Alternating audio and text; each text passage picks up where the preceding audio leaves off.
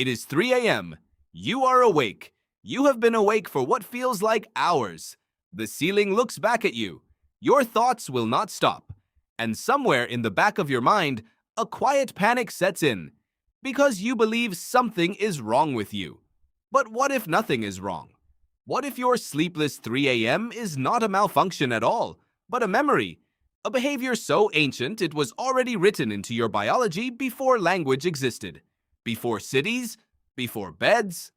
For most of human history, the overwhelming majority of the roughly 300,000 years your species has existed, there was no such thing as a single, unbroken 8-hour sleep. That idea is extraordinarily new, younger than the light bulb. In the grand timeline of human existence, the 8-hour sleep is barely a footnote. Historian Roger Akirch spent over 2 decades researching sleep across pre-industrial cultures. What he found was published in 2001 in the American Historical Review, and it quietly rewrote everything researchers thought they knew. Akirch discovered that for most of recorded history, human sleep was biphasic. Divided. Humans slept in 2 distinct segments, separated by an hour or 2 of quiet wakefulness in the middle of the night. The first sleep would begin shortly after dark. Then, sometime between midnight and 2 a.m., people would wake. They would lie in the dark. They would pray. They would think. Some would visit neighbors. Then the second sleep would follow, carrying them through until dawn. This pattern was so normal it had a name in multiple languages. In English, first sleep and second sleep. It appeared in court records, medical texts, diaries. Everywhere humans left a written trace of daily life. It was simply how humans slept. Then the Industrial Revolution demanded synchronized labor and strict schedules, and the 2-part sleep was compressed into one. By the late 19th century, it had almost entirely vanished. Not because it stopped happening, but because the culture stopped naming it. What sleep researcher Greg Jacobs at Harvard Medical School found, when he re-examined this history through a clinical lens, was extraordinary. The midnight waking his insomnia patients described sudden alertness at 2 or 3 a.m., the inability to return to sleep immediately, was not pathological. It was ancestral. The ghost of a rhythm still firing in your nervous system long after the world that created it had vanished. Your 3 a.m. wakefulness is not your body failing. It is your body remembering. Anthropologist Jerome Siegel at UCLA spent months monitoring sleep in 3 pre-industrial hunter-gatherer societies, the Hadza of Tanzania, the San of Namibia, and the Tsimane of Bolivia. No electricity, no alarm clocks. His 2015 study in Current Biology found these groups were not sleeping more than modern humans.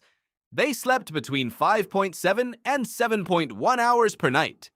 Their sleep was interrupted by sound, by temperature shifts, by animals, and they were not distressed by this. Wakefulness in the night was simply part of the night. There is something else Siegel found. In hunter-gatherer groups, not everyone slept at the same time. There was almost always someone awake, or light enough to be quickly roused.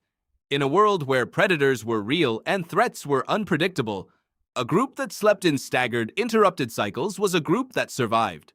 Your wakefulness in the dark may have been someone's job. Now bring this forward. You are lying awake. Your brain is not broken. It is doing its duty. The anxiety that floods in, the catastrophizing, the dread, is not the wakefulness itself. It is your modern interpretation of it. Psychologist Allison Harvey at UC Berkeley has shown that what transforms normal nocturnal waking into chronic insomnia is the attention and meaning assigned to that waking. You wake at 3 a.m., fine. Then your brain says, I should not be awake. Something is wrong. I will not function tomorrow. And that thought, not the darkness, not the hour, is what keeps you there. Your ancestors did not have that thought. When they woke in the night was simply the night.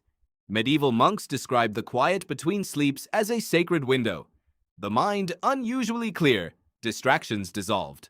Pre-industrial diarists wrote about it as time for reflection, for thinking through problems. The wakefulness was not wasted. It was inhabited.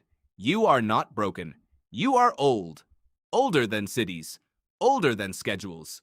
Older than the idea that the night is something to be conquered rather than lived in. Tonight, When you wake at 3 a.m. and the ceiling stares back at you, billions of humans before you did exactly this. They called it the between. Some of them found the clearest thinking of their lives there. The ceiling is not your enemy. You are simply awake, in the most ancient and human way possible.